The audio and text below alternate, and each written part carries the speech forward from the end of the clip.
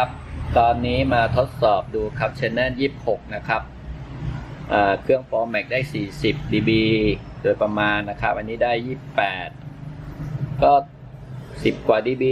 12-13 dB ก็ว่าไปประมาณนี้นะครับค่าเมอร์27นะครับค่าเมอร์27ถือว่าโอเคเลยนะครับเปลี่ยนช่อง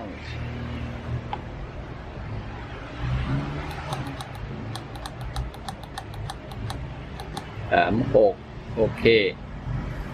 ครับ42-43นะครับอันนี้ก็31ก็10 กว่า dB นะครับค่าเมอร์29ค่าเมอร์28นะครับค่าเมอร์นี้สำคัญกว่านะครับค่อนข้างเที่ยงค่อนข้างเชื่อถือได้นะครับค่า power จะเพี้ยนนิดหน่อยนะครับฉะนั้น40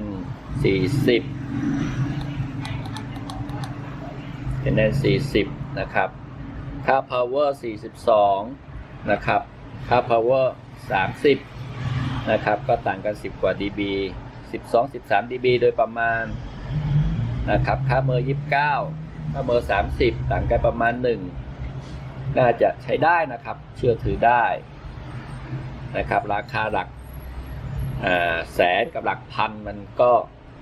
ได้แค่นี้ก็ถือโอเคนะครับอีกความถี่หนึ่งค่า power ได้43นะครับก็อันนี้ได้30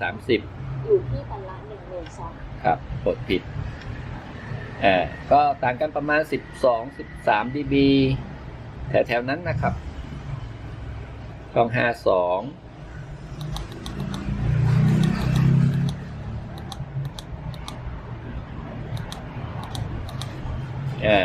ก็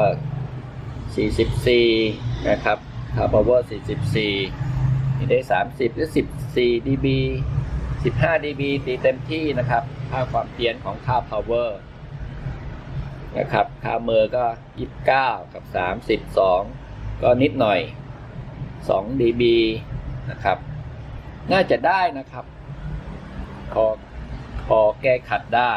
นะครับตามราคานะครับสวัสดีครับ